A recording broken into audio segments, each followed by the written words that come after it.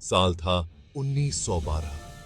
दुनिया एक ऐसे जहाज का तमाशा देख रही थी जो और किसी जैसा नहीं था। आरएमएस टाइटैनिक, शानो शौकत और नई खोज का एक निशान। इसे डूबने न वाला बताया गया था। लोग इसके पहले सफर का हिस्सा बनने के लिए कतारों में खड़े थे। इंग्लैंड के साउथहैम्पटन से न्यूयॉर्क शहर तक का एक सफर। जहाज में हर तरह के लोग मौजूद थे। पहले दर्जे में करोड़पति, तीसरे दर्जे में आम लोग। हर किसी के अपने सपने थे, एक नई दुनिया की तरफ जा रहे थे। माहौल में एक अलग ही जोश था। टाइटैनिक के रवाना होने पर हर तरफ उत्साह ही उत्साह था। यह जहाज अपने आप में एक इंजीनियरिंग का कमाल था। उस समय बना सबसे बड़ा जहाज। इसमें शानदार सुविधाएं थीं, आलीशान खाने पीने की व्यवस्था, एक स्विमिंग पूल, यहाँ तक कि एक व्यायामशाला भी। लेकिन इस चकाचौंध के नीचे एक भयानक खामी छिपी हुई थी। लाइफ बोट की कमी। सिर्फ आधे यात्रियों के लिए ही जगह थी। आने वाली त्रासदी का एक डरावना साया। सफर के पहले कुछ दिन सामान्य रहे। यात्री अपनी दिनचर्या में व्यस्त हो गए, टाइटैनिक की भव्यता का आनंद ले रहे थे।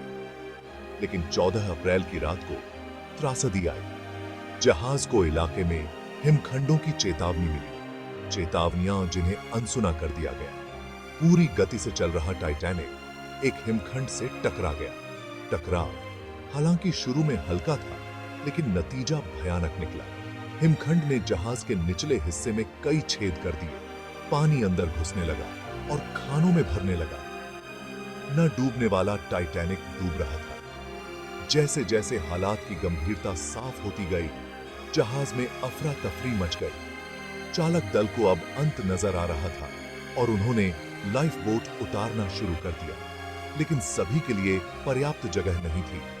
डूबते जहाज में अराजकता और निराशा फैल गई। जैसे ही टाइटैनिक लहरों के नीचे गया, 1500 से ज्यादा लोगों की चीखें रात में गूंज उठीं। आधिकारिक जांच ने डूबने का दोष ज्यादा गति और कप्तान की लापरवाही को ठहराया। लेकिन सवाल अभी भी बाकी थे। जहाज खतरनाक पानी में इतनी तेजी से क्यों चल रहा था? क्या कोई और कारण भी थे? कुछ विशेषज्ञों ने जहाज के कील की गुणवत्ता पर सवाल उठाए, यह इशारा करते हुए कि वे घटिया थे। दूसरों ने शांत समुद्र को दोषी ठहराया, जिससे हिमखंडों को देखना मुश्किल हो गया था। एक सिद्धांत का दावा है कि जहाज के कोयले वाले बंकर में लगी आग, जो कई दिनों से सुलग रही थी, ने जहाज को कमजोर कर दिया था, जिससे यह हिमखंड के प्रभाव के लिए अधिक कमजोर हो गया। एक और सिद्धांत नेविगेशन में गलती की ओर इशारा करता है। पुराने चार्ट पर भरोसा करने वाले चालक दल ने अपनी स्थिति का गलत अंदाजा लगाया होगा, जिससे वे सीधे हिमखंड के रास्ते में जा गिरे। हालांकि सच्चाई अभी भी एक रहस्य बनी हुई है। एक सदी बाद भी टाइटैनिक का डूबना लोगों को हैरान और उलझन में डाले हुए है। अनगिनत किताबों, डॉक्यूमेंट्री और षड्यंत्र के सिद्धांतों को हवा दे रहा है। टाइटैनिक का डूबना क्या होता अगर से भरा हुआ है? क्या होता अगर जहाज ने बर्फ की चेतावनियों पर ध्यान दिया होता? क्या होता अगर पर्याप्त लाइफ बोट होती? एक लगातार बना रहने वाला मिथक दावा करता है कि पास के जहाज कैलिफोर्निया ने टाइटैनिक के संकट के संकेतों को नजरअंदाज कर दिया, जिससे कायरता और लापरवाही के आरोप लगे। हालांकि जांच से पता चला कि कैलिफोर्निया समय पर मदद देने के लिए बहुत दूर था। टाइटैनिक के रॉकेट, जिन्हें अक्सर संकट के संकेत के रूप में उद्धृत किया जाता है, का गलत अर्थ निकाला गया। मदद की गुहार के बजाय उन्हें जश्न की आतिशबाजी के रूप में देखा गया। एक और मिथक यह भी है कि पास ही मौजूद एक और जहाज, एसएस माउंट टेम्पल, और भी यात्रियों को बचा सकता था, जबकि माउंट टेम्पल को टाइटैनिक का संकट कॉल मिला था, लेकिन यह बर्फ से घिरा हुआ था, डूबते जहाज तक समय पर पहुंचने में असमर्थ। ये मिथक हालांकि दूर कर दिए गए हैं, लेकिन जवाब की हताश खोज को उजागर करते हैं। त्रासदी के लिए किसी न किसी या किसी चीज को दोषी ठहराने की इच्छा। इस त्रासदी के बीच वीरता और जीवित रहने की कहानियां सामने आईं। ऐसी ही एक कहानी मार्गरेट ब्राउन की है, जिन्हें बाद में द अनसिंकेबल मोली ब्राउन कहा गया। एक सोशलाइट और समाज सेवी, ब्राउन ने लाइफ बोट में लोगों को चढ़ाने में मदद की और यहां तक कि एक लाइफ बोट को खुद ही ले गईं, बर्फ के पानी में तब तक चलाती रहीं जब तक कि उन्हें बचा नहीं लिया गया। एक और कहानी बैंड की है जो जहाज के डूबने तक बजाते रहे। उनका संगीत मौत के सामने सांत्वना और आशा का एक स्रोत।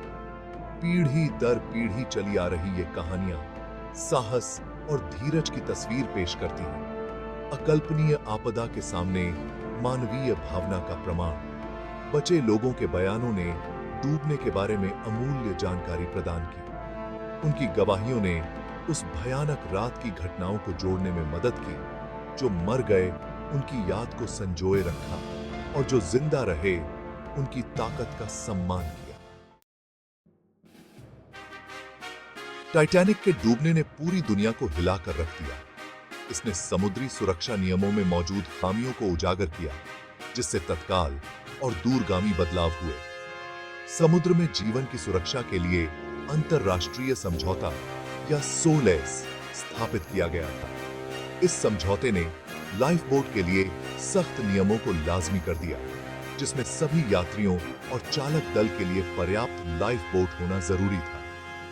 इसने 24 घंटे रेडियो निगरानी को भी लागू किया, जिससे यह सुनिश्चित हुआ कि जहाज किसी भी समय संकट कॉल भेज और प्राप्त कर सके। टाइटैनिक का डूबना एक चेतावनी के रूप में काम किया। इसने दुनिया को समुद्री सुरक्षा के महत्व को स्वीकार करने के लिए मजबूर किया, जिससे जहाज के डिजाइन, नेविगेशन और संचार में तरक्की हुई। टाइटैनिक की विरासत इन नियमों में जीवित है, जो समुद्र में जागरूकता और तैयारी के महत्व की एक स्थिर याद दिलाते हैं। टाइटैनिक के डूबने ने कई षड्यंत्र सिद्धांतों को जन्म दिया है। कुछ का दावा है कि जहाज को जानबूझकर बीमा के पैसे के लिए डुबोया गया था। दूसरों ने एक श्राप का सुझाव दिया, जिसका हवाला देते हुए कहा कि जहाज पर एक मम्मी का ताबूत था। हालांकि ये सिद्धांत दिलचस्प हैं, लेकिन उनके पास विश्वसनीय सबूत नहीं है। बीमा दावा सिद्धांत को खारिज कर दिया गया है। भुगतान जहाज की लागत से कहीं कम था। मम्मी का श्राप एक प्रसिद्ध किंवदंती है, लेकिन इसका समर्थन करने के लिए कोई सबूत नहीं है। ये सिद्धांत अक्सर एक गहरा अर्थ खोजने की इच्छा से उत्पन्न होते हैं, यह मानने के लिए कि मानवीय गलती से ज्यादा किसी चीज ने इतनी बड़ी त्रासदी को जन्म दिया। हालांकि तथ्यों और सबूतों पर भरोसा करना अटकलों को वास्तविकता से अलग करना महत्वपूर्ण है। टाइटैनिक का डूबना जितना दुखद था, प्रकृति की शक्ति और मानवीय जिम्मेदारी के महत्व की एक कठोर याद दिलाता है। एक सदी से भी अधिक समय बाद टाइटैनिक दुनिया को मोहित कर रहा है। इसकी कहानी त्रासदी, वीरता और मानवीय मूर्खता का एक शक्तिशाली मिश्रण है। यह तकनीक की सीमाओं के बारे में एक सबक के रूप में काम करता है, एक याद दिलाता है कि सबसे उन्नत कृतियों भी अजेय नहीं है। 1985 में खोजा गया टाइटैनिक का मलबा अतीत की एक भूतिया झलक प्रदान करता है, जो अपने प्राण गंवाने वालों की याद को संजोए हुए है। साइट से बरामद की गई चीजें अमूल्य जानकारी प्रदान करती हैं। वे यात्रियों और चालक दल की कहानियां, उनकी आशाओं, सपनों और डर को बयां करती हैं। टाइटैनिक की विरासत इसके दुखद अंत से आगे तक फैली हुई है।